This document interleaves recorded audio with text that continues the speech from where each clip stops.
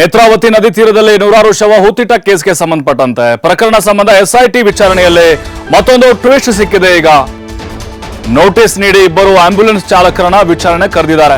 ಬೆಳ್ತಂಗಡಿಯ ಜಲೀಲ್ ಬಾಬಾ ಹಾಗೆ ಹಮೀದ್ ಎಂಬುವರು ವಿಚಾರಣೆ ಆಗಿದೆ.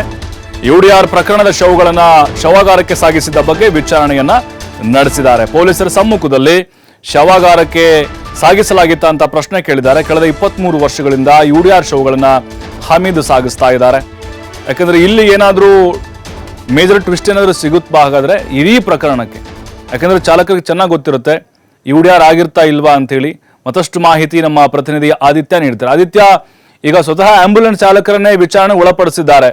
ಇಲ್ಲಿವರೆಗೂ ಅಂತಹ ಮೇಜರ್ ಟ್ವಿಸ್ಟ್ ಈ ಪ್ರಕರಣದಲ್ಲಿ ನಿರೀಕ್ಷಿತ ಪ್ರಮಾಣದಲ್ಲಿ ಬಹುಶಃ ಸಿಕ್ಕಿಲ್ಲ ಅಂತ ಅನ್ಸುತ್ತೆ. ಈಗಲಾದರೂ ಇವ್ರ ಹೇಳಿಕೆಯಿಂದ ಏನಾದರೂ ಟ್ವಿಸ್ಟ್ ಸಿಗುವಂತಹ ಸಾಧ್ಯತೆಗಳು ಕಂಡು ಬರ್ತಿದೆಯಾ, ಅಥವಾ ಆ ಟೈಮ್ನಲ್ಲಿ ಏನೆಲ್ಲ ಆಗಿತ್ತು ಅನ್ನೋದರ ಸತ್ಯಾಸತ್ಯತೆ ತಿಳಿಯುವಂತಹ ಒಂದು ಸಂದರ್ಭ ಈಗ ಎದುರಾಗಿದೆಯಾ ಅಂತ? ಪ್ರಭು, ಈ ಎಸ್ಐಟಿ ತನಿಖೆಯ ಒಂದು ಬೆಳವಣಿಗೆಯನ್ನ ಗಮನಿಸ್ತಾ ಇದ್ರೆ ಇದೊಂದು ಕನ್ಕ್ಲೂಷನ್ ಹೋಗ್ತಾ ಇದೆ. ಕನ್ಕ್ಲೂಷನ್ ಬೇಕಾಗಿರುವಂತಹ ಅಂತಿಮ ಸಿದ್ಧತೆಗಳನ್ನ ಎಸ್ಐಟಿ ಅಧಿಕಾರಿಗಳು ಮಾಡಿಕೊಂಡ ರೀತಿಯಲ್ಲೂ ಕೂಡ ಕಾಣಿಸ್ತಾ ಇದೆ.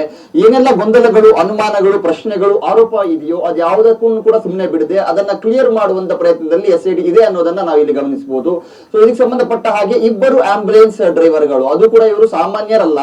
ಈ ಭಾಗದಲ್ಲಿ ಸಮಾಜ ಸೇವೆ ಮತ್ತು ಈ ಅನಾಥ ಶವಗಳನ್ನ ವಿಲೇವಾರಿ ಮಾಡೋದು, ಯಾರಿಗಾದ್ರೂ ಕಷ್ಟ ಇದೆ ಅಂತ ಹೇಳಿದ ಸಂದರ್ಭ ಅವರ ಆಂಬ್ಯುಲೆನ್ಸ್ ಮೂಲಕ ನೆರವಾಗುವಂತ ಇಬ್ಬರು ಸಮಾಜಮುಖಿ ಆಂಬ್ಯುಲೆನ್ಸ್ ಡ್ರೈವರ್ಗಳಿಗೆ ಎಸ್ಐಟಿ ವಿಚಾರಣೆಗೆ ಹಾಜರಾಗುವಂತೆ ನೋಟಿಸ್ ಅನ್ನ ನೀಡಿತ್ತು. ಅದು ಹಮೀದ್ ಮತ್ತು ಜಲೀಲ್. ಸೊ ಇವರಿಗೆ ವಿಚಾರಣೆ ಕರೆದಿದ್ದಾರೆ ಅಂತ ಹೇಳಿದ ಕೂಡಲೇ ಇಲ್ಲಿ ಬಹಳ ಸಂಚಲನಕ್ಕೂ ಕೂಡ ಕಾರಣ ಆಗಿತ್ತು. ಯಾಕೆ ಇವರನ್ನ ಕರೀತಾ ಇದ್ದಾರೆ ಅನ್ನುವಂತ ರೀತಿಯಲ್ಲಿ. ಹಾಗಾಗಿ ಅವರು ಸುಮಾರು 23 ವರ್ಷಗಳಿಂದ ಈ ಧರ್ಮಸ್ಥಳ ಗ್ರಾಮ ಪಂಚಾಯತ್ ವ್ಯಾಪ್ತಿಯಲ್ಲಿ ಸಿಗುವಂತ ಅನಾಥ ಶವಗಳನ್ನ, ಅಂದ್ರೆ ಅದನ್ನ ಧರ್ಮಸ್ಥಳ ಗ್ರಾಮ ಪಂಚಾಯತ್ ನಿಂದ ಬೆಳ್ತಂಗಡಿಯ ಶವಗಾರಕ್ಕೆ ಸಾಗಿಸ್ತಾ ಇದ್ರು, ಸಾಗಾಟ ಮಾಡ್ತಾ ಇದ್ರು. ಮೋಸ್ಟ್ ಆಫ್ ದ ಟೈಮ್ ಇವರೇ ಬಂದು ಆ ಶವಗಳನ್ನ ಸಾಗಿಸುವಂತ ಕೆಲಸಗಳನ್ನ ಮಾಡ್ತಾ ಇದ್ರು ಅನ್ನುವಂತ ಮಾಹಿತಿ ಕೂಡ ಸದ್ಯ ಲಭ್ಯವಾಗಿದೆ. ಇದು ಎಸ್ಐಟಿ ಅವರಿಗೂ ಕೂಡ ಈ ವಿಚಾರ ಗೊತ್ತಾಗಿದೆ. ಹಾಗಾಗಿ ಇವರಿಂದ ಏನಾದರೂ ಮಾಹಿತಿಗಳು ಸಿಗುತ್ತಾ ಅಂತ. ಯಾಕಂದ್ರೆ ಈ ಯುಡಿಆರ್ ಶವಗಳನ್ನ ವಿಲೇವಾರಿ ಮಾಡುವಂತ ವಿಚಾರದಲ್ಲಿ ಅಕ್ರಮಗಳನ್ನ ಎಸಗಲಾಗಿದೆ, ಯಾವುದೇ ರೀತಿಯ ಕಾನೂನಾತ್ಮಕ ಪ್ರಕ್ರಿಯೆಗಳನ್ನ ಅನುಸರಿಸಲಾಗ್ತಾ ಇರಲಿಲ್ಲ, ಇಂತಹ ಬಹುತೇಕ ಪ್ರಕರಣಗಳು ಇದೆ ಅನ್ನುವಂತ ರೀತಿಯ ಆರೋಪವನ್ನ ಸಾಕಷ್ಟು ಜನ ಮಾಡಿದ್ರು. ಎಸ್ಐಟಿಗೂ ಕೂಡ ಇದಕ್ಕೆ ಸಂಬಂಧಪಟ್ಟ ಹಾಗೆ ಒಂದಿಷ್ಟು ದಾಖಲೆಗಳ ಜೊತೆಗೆ ಹೋರಾಟಗಾರರು ದೂರನ್ನ ನೀಡಿದ್ರು. ಹಾಗಾಗಿ ಇದರ ಸತ್ಯಾಸತ್ಯತೆ ಏನು, ಈ ಆಂಬ್ಯುಲೆನ್ಸ್ ಡ್ರೈವರ್ಗಳಿಗೆ ಇರುವಂತಹ ಮಾಹಿತಿಗಳು ಏನು ಅನ್ನೋದು, ಯಾಕಂದ್ರೆ ಅಲ್ಲಿರುವಂತಹ ಯುಡಿಆರ್ ಪೋಸ್ಟ್ ಮಾರ್ಟಮ್ ರಿಪೋರ್ಟ್ ಗಳನ್ನ ತಡಕಾಡಿದ ಸಂದರ್ಭ ಇವರ ಮಾಹಿತಿ ಕೂಡ ಎಸ್ಐಟಿಗೆ ಸಿಗುತ್ತೆ. ಸಾಕಷ್ಟು ಶವಗಳನ್ನ ಇದೇ ಮಾದರಿಯಲ್ಲಿ ಇವರು ಸಾಗಾಟ ಮಾಡಿರೋದು ಕೂಡ ಅವರ ಗಮನಕ್ಕೆ ಬರುತ್ತೆ. ಹಾಗಾಗಿ ಮೊದಲಿಗೆ ಇಬ್ಬರನ್ನ ಈಗ ಕರೆಸಿ ವಿಚಾರಣೆಯನ್ನ ಮಾಡಿದ್ದಾರೆ. ಸೊ ಅಲ್ಲಿ ಪೊಲೀಸರು ಇದ್ರ, ವೈದ್ಯರಿದ್ರ, ಎಲ್ಲವೂ ಕೂಡ ಕಾನೂನಾತ್ಮಕವಾಗಿ ನಡೀತಾ ಇತ್ತಾ, ಶವಗಾರಕ್ಕೆ ಶಿಫ್ಟ್ ಮಾಡಿದ ಮೇಲೆ ಮುಂದೇನು, ಅವರ ಕುಟುಂಬಸ್ಥರು ಬಂದಿದ್ದು ಅದನ್ನ ತೆಗೆದುಕೊಂಡು ಹೋದಂತ ಘಟನೆಗಳು, ಈ ತರ ಏನಾದರೂ ಪ್ರಕ್ರಿಯೆಗಳು ನಡೆದಿದೆಯಾ, ಏನಾದರೂ ಅನುಮಾನಾಸ್ಪದವಾಗಿ ನಡೀತಾ ಇದ್ದದ್ದು ಇದೆಯಾ, ಹೀಗೆ ಹಲವು ಆಯಾಮದ ಪ್ರಶ್ನಾವಳಿಗಳನ್ನ ರೆಡಿ ಮಾಡ್ಕೊಂಡಿದ್ದಂತೆ ಎಸ್ಐಟಿ ಅಧಿಕಾರಿಗಳು ಈಗಾಗಲೇ ಇಬ್ಬರನ್ನ ಕೂಡ ವಿಚಾರಣೆ ಮಾಡಿದ್ದಾರೆ.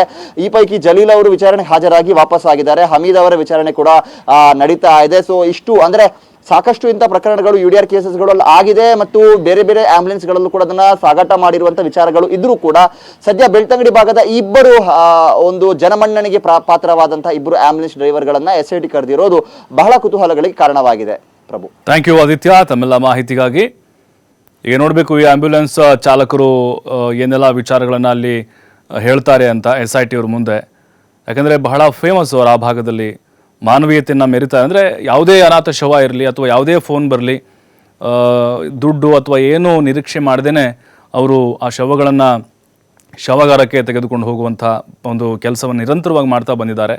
ಆ ಟೈಮ್ನಲ್ಲೂ ಕೂಡ ಇವರು ಅನೇಕ ಶವಗಳನ್ನು ಶವಗಾರಕ್ಕೆ ಸಾಗಿಸಿದ್ದಾರೆ.